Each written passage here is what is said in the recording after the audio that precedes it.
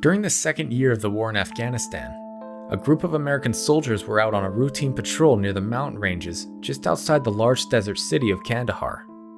Hours had passed, and with no word from the soldiers, a team of special operatives were sent out to look for them and bring them back. During their long search in the mountains, they came across a large cave littered with human bones and skulls among its entrance. And then what quickly emerged from the cave had the soldiers fighting in a desperate battle for their own lives. Join me in this episode as we learn about the Giant of Kandahar.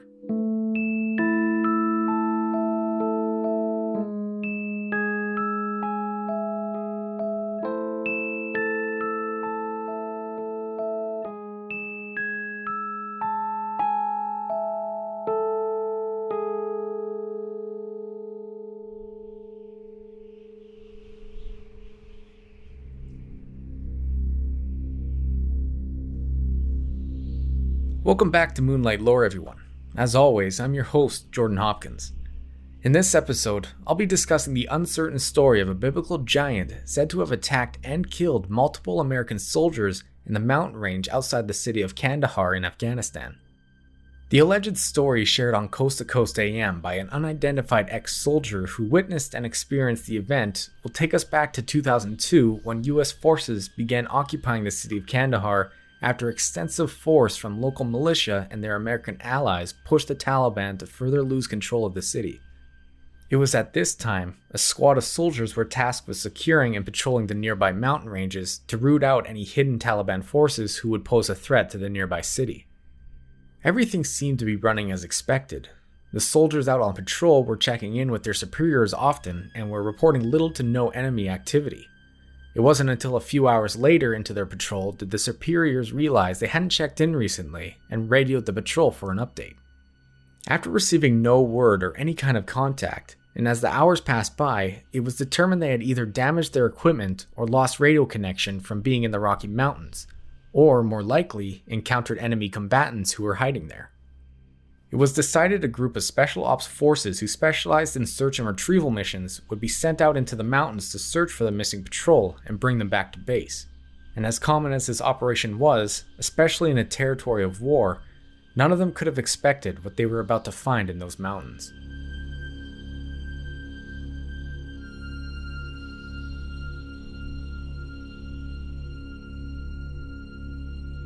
When the search and rescue squad arrived near the last known location of the lost soldiers, they began finding the remnants of them in the area. Footprints in the sand and clear signs of disturbance among the rocks led further up into the mountains. It wasn't until they turned the corner around a large boulder that they came across a small mountain trail leading up to an unseen area. It was perfect for an ambush. But this wasn't the most concerning factor. Littered up and around the trail, further remnants of the lost squad could be seen as gear and broken equipment parts were scattered on the ground. And as they cautiously followed up the path, the squad eventually came to a small clearing with a large cave entrance in the rock wall. Scattered along the ground just outside the entrance were the bones of both what looked like animals and humans, and along with the remains were the destroyed American military equipment belonging to the missing squad. It was very clear the squad of missing soldiers had come into contact with an enemy who had gotten the best of them and were perhaps hiding in the cave. Thinking perhaps it was none other than a band of Taliban soldiers residing in the cave as their hideout, the rescue squad moved to secure the entrance and prepped to venture inside. But right before the squad was about to enter the cave, they heard what they thought were large footsteps running towards them from inside the cave. The soldiers drew their weapons and took aim at the mouth of the cave. What emerged out from the darkness had the veteran soldiers freeze in fearful disbelief. A 13-foot-tall giant with fiery red hair and 6 digits on each hand brandishing a long sharpened spear burst from the darkness of the cave, angrily yelling at the soldiers. Obviously never expecting to see something like this, the soldiers all froze with uncertain fear at what they had just come face to face with. The only thing that finally broke their disbelieving trance was the giant wielding the spear, piercing it right through the chest of one of their fellow soldiers. This was enough to break their hypnotic gaze as a battle for their lives broke out with screaming from both parties and the smell of sulfur filling the air. Even with a near full squad of veteran special ops soldiers, and with their accurate and high-powered rifles, and firing from all sides, it took nearly a full minute to take the giant down after multiple shots to the head and face. And as they stood over the corpse of their would-be slayer, the men were baffled at what they had just killed. The adrenaline still at an all-time high and their heads racing, how to proceed next came as a second thought. They had a squad mate down, their lost squad still lost, and now this. The corpse of a literal giant laying dead right before their very eyes.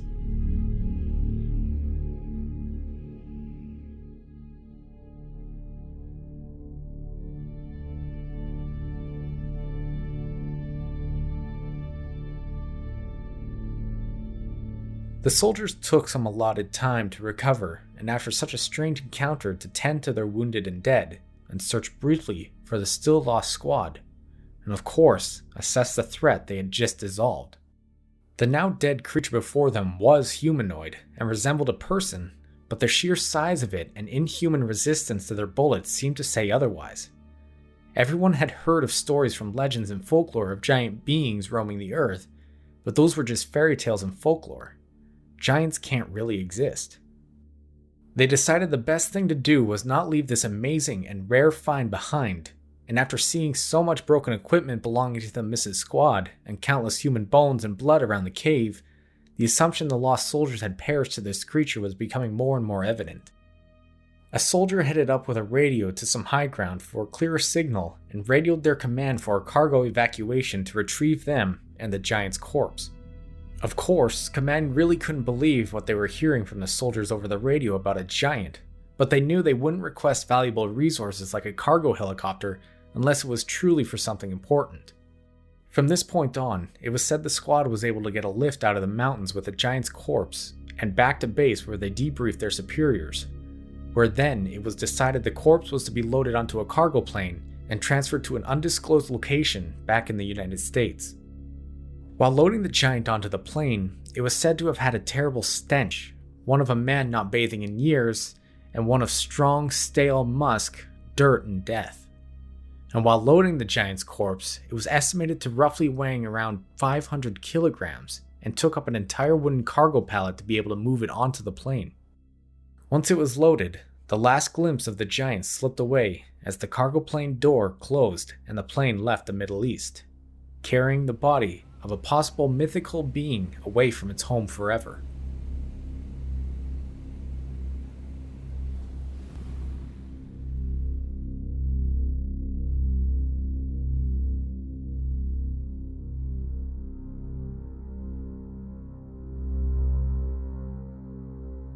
Now, one could say this whole story borders on fantasy, as it only relies on the testament of an unidentified self-proclaimed ex-soldier who claimed he was there 14 years after the supposed encounter. But the fact that we've never heard of a story like this one before is a statement in itself compared to other modern-day stories of the supernatural and unbelievable.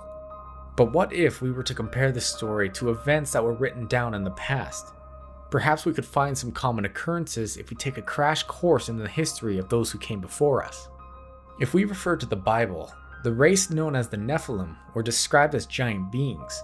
Though with very little written or said about them, their identity is often argued, as the name Nephilim can be roughly translated as the giants or the fallen, referring to them as the fallen angels. The Nephilim are mentioned very early in the book of Genesis as beings who walk the earth the same time as humans, and more exactly, immediately before the mention of Noah and his ark before the Great Flood. The Nephilim were on the earth in those days, and after that, when the sons of God came in unto the daughters of men, and they bore children to them, the same were the mighty men that were of old, the men of renown. Genesis 6:4. The second mention of the Nephilim is in the book of Numbers, when the 12 Israelite spies who were dispatched by Moses to scout the land of Canaan encountered and reported seeing incredibly large and fearsome giants there. And they spread among the Israelites a bad report about the land they had explored. They said, "The land we explored devours those living in it. All the people we saw there were of great size, and there we saw the Nephilim, the sons of Anak, who come from the Nephilim, and we were in our own sight as grasshoppers, and so we were in their sight." Numbers 13:32-33. Another mention of the Nephilim doesn't actually mention them by name, but rather as warriors of old. There are those who have studied and researched different meanings behind the passages in the Bible and believe the writings of warriors of old is directly related to the Nephilim. Meshech and Tubal are there, with all their hordes around their graves. All of them are uncircumcised, killed by the sword because they spread their terror in the land of the living. But they do not lie with the fallen warriors of old, who went down to the realm of the dead with their weapons of war, their swords placed under their heads and their shields resting on their bones, though these warriors also had terrorized the land of the living.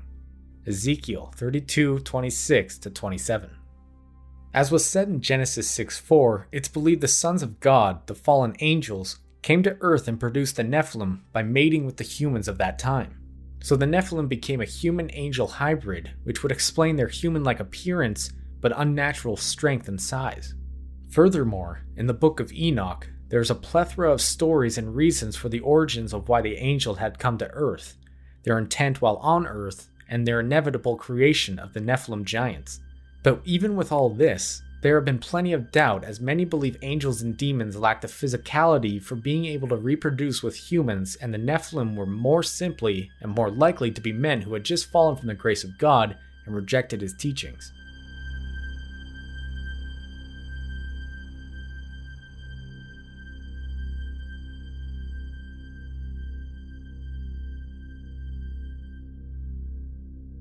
If we take these vague biblical explanations into what the Nephilim are, and if we look into other early parts of the Bible, it, for whatever reason, reveals humans were blessed with very long lifespans during the early time of humans walking the earth.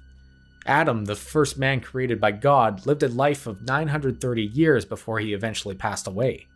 So if the humans of this era lived for such long periods, plus having procreated with supernatural beings such as fallen angels, then their offspring would more than likely be gifted longer than normal lives themselves. With this thinking, a Nephilim giant with a supernatural lifespan being alive in this modern day could possibly be an explanation for why soldiers were able to encounter one still alive in 2002. But this is just my thinking. I've seen a lot of conversations online about how the Nephilim would have died off long ago if they were truly beings from early in the Bible, but if one believes what the Bible says, I would say it's not a huge reach to think a Nephilim giant has lived a few thousand years with a supernatural-like gift of extended life. Of course though, I like to delve into more reasonable theories based on evidence or facts, so this explanation doesn't quite work for me. It just seems very unlikely a giant from biblical times had lived this long and has been hiding out in a cave outside a large populated area for until as recently as 2002. Nor would this theory work for anyone else who simply doesn't follow the words of the Bible or even believe in it in the first place. But like I said, I like to explore every possibility I can. So for a more grounded explanation based in reality, we could simply be faced with a case of over-exaggeration or even a complete lie. This is by far the easiest explanation, but by no means the most interesting. So if we look for a more scientific explanation, we could be looking at a case of polydactyly, a genetic condition which causes the inflicted to have grown an extra digit on their hands and feet, resulting in 6 fingers or toes. This, combined with a case of gigantism, could result in what we know the Kandahar giant to possibly be. However, with this scientific explanation, I will admit it's also a bit of a stretch seeing how gigantism is fairly rare, affecting roughly 50 to 70 people out of a million, combined with polydactyly going along with it, which inflicts roughly 1 in 1,000. So it is definitely a possibility of an explanation, but I need to emphasize this would be a very small possibility if that was the case. Other than these explanations though, I, at the moment, can't really think of anything else that would be the reason for a squad of US soldiers encountering a giant. The only thing left to go on is believing that an actual race of giant people is currently, or used to, share our world with us. And this theory is not as far-fetched as one might think. Stories about giants aren't just exclusive to biblical tales, but are solidified in archaeological discovery. That and nearly every ancient civilization around the world had some form of legend or folklore about giants walking among them. Goliath, for an example, was a giant from the Middle East, much like the Kandahar giant, who was said to have an impressive height of 9.5 feet tall, shorter than the Kandahar giant but still unnaturally gigantic. In the book of Samuel, Goliath was a Philistine warrior who eventually met his death by the hands of a young boy named David.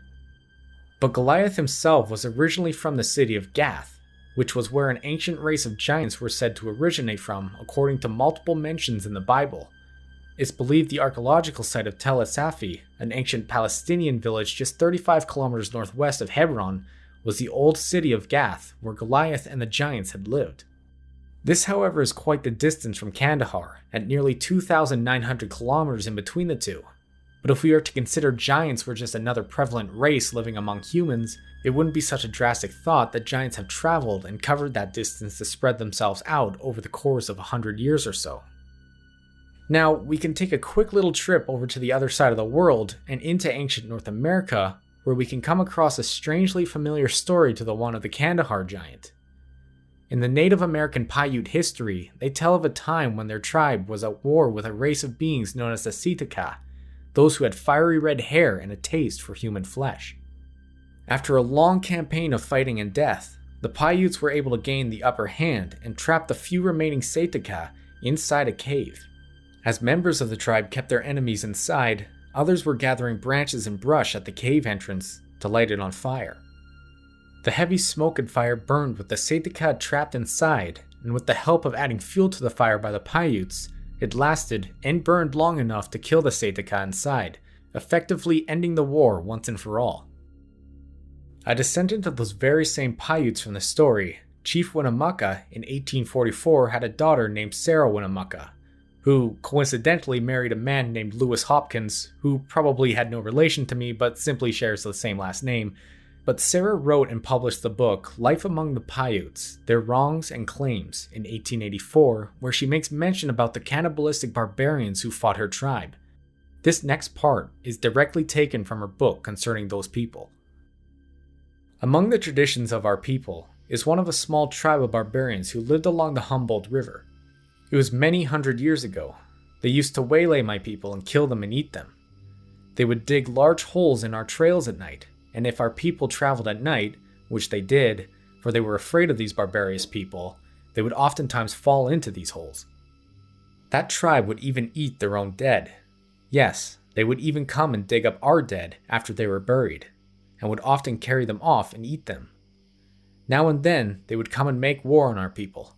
They would fight, and as fast as they would kill one another on either side, the women would carry off those who were killed. My people say they were very brave.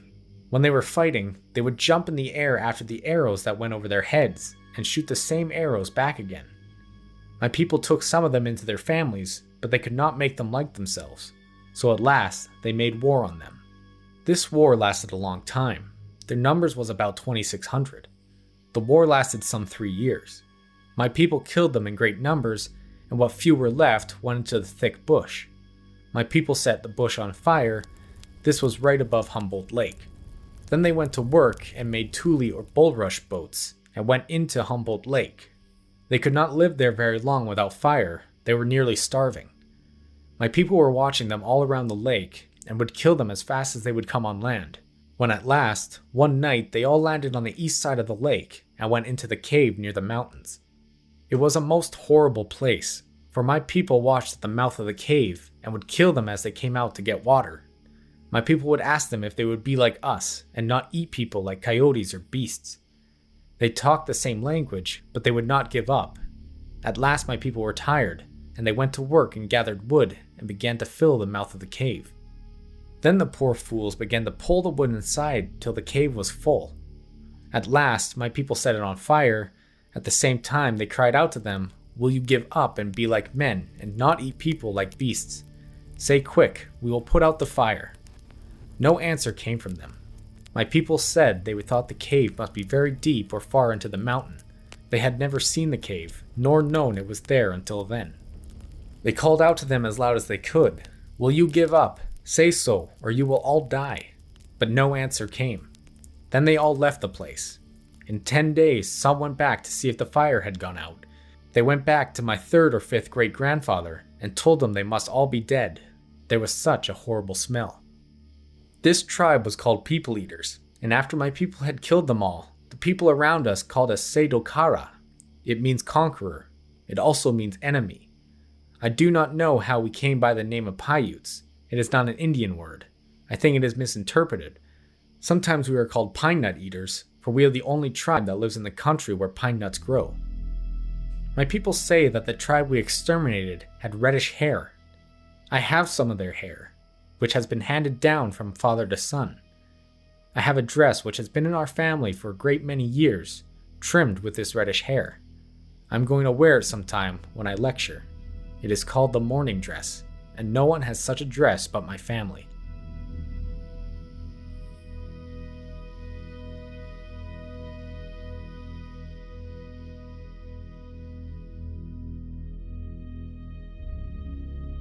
Sarah Winnemucca's story certainly gives us a good description and idea of what life was like when dealing with red-haired, cannibalistic, violent beings, though in her story she makes no mention of the Saytaka being giants.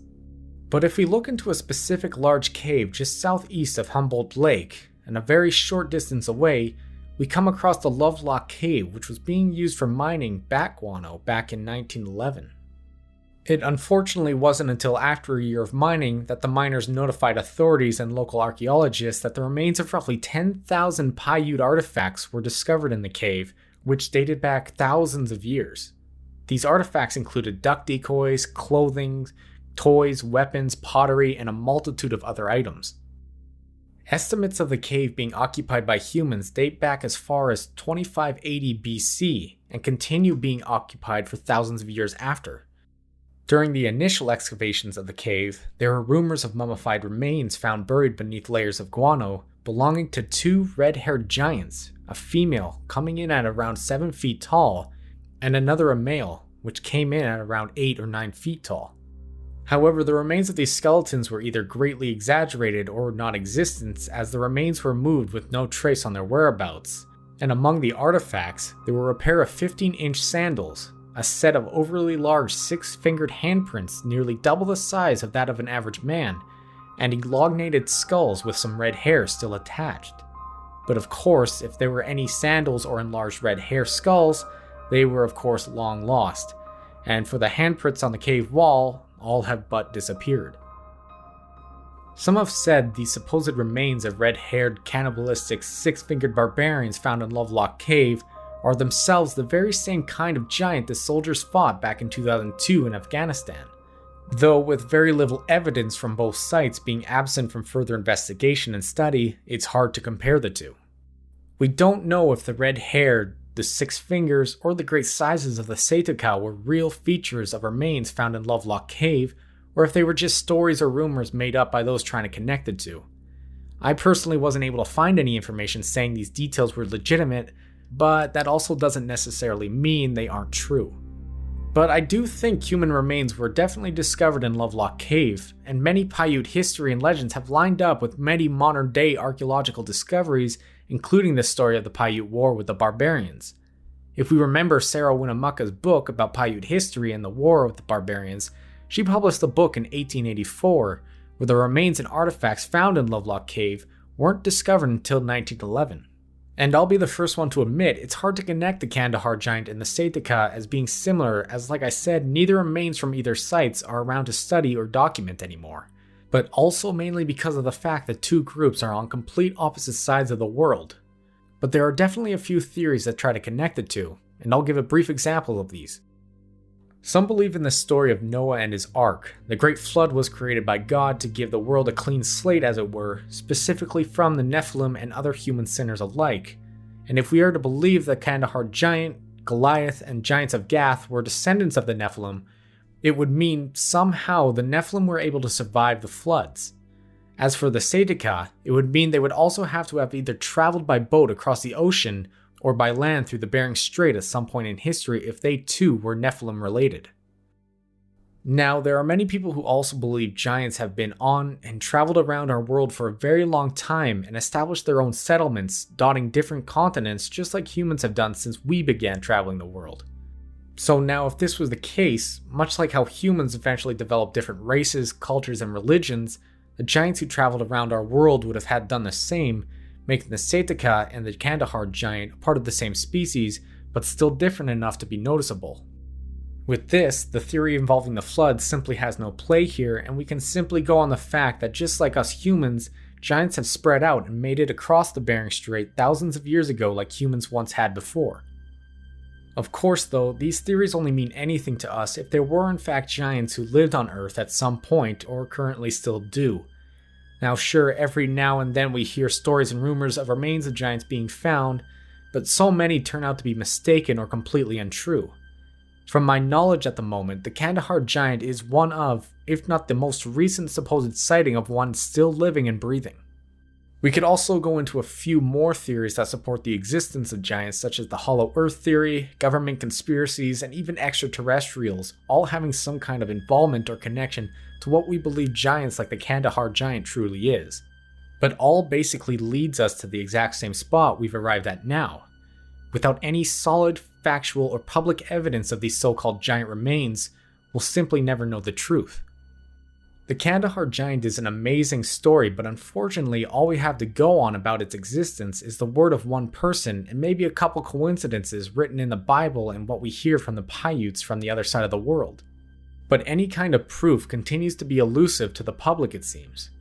Different narratives of giants walking the earth in the past continues to pop up with what seems like every few years, with clickbait articles or elaborate hoaxes to draw in money or crowds, and sifting through the countless hoaxes and rumors can overshadow or discredit any case of legitimate findings.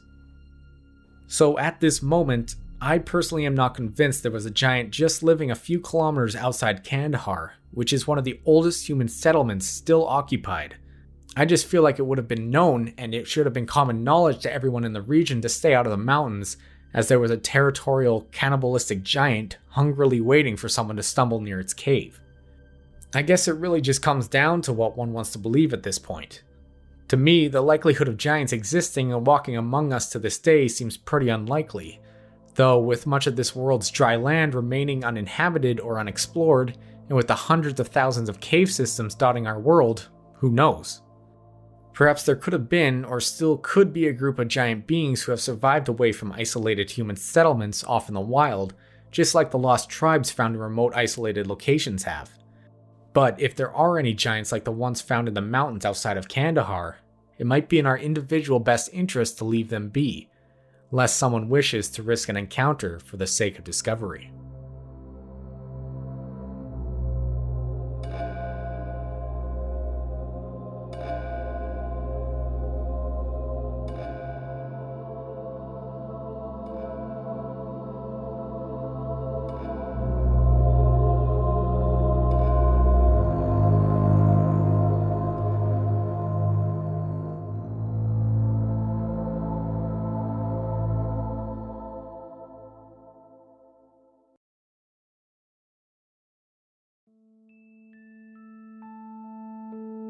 Hey there everyone, I just wanted to jump in at the end of the episode to let you all know Moonlight Lore has an Instagram page and also now a Twitter page where I've been and will continue to post pictures and updates of specific episodes talked about on the podcast. If you're interested, feel free to give me a follow on Instagram at Moonlight Lore Podcast or at Lore Moonlight on Twitter, and if you're wondering how you could help support and grow the podcast, simply by listening does just that. But if you want to go even further, leaving a 5-star review on whatever app you're listening on, and by sharing this podcast with your friends and family who you think might also be interested, would help immensely. I appreciate you all listening to Moonlight Lore, so thank you, and I hope you've been enjoying it. Please do take care and stay safe.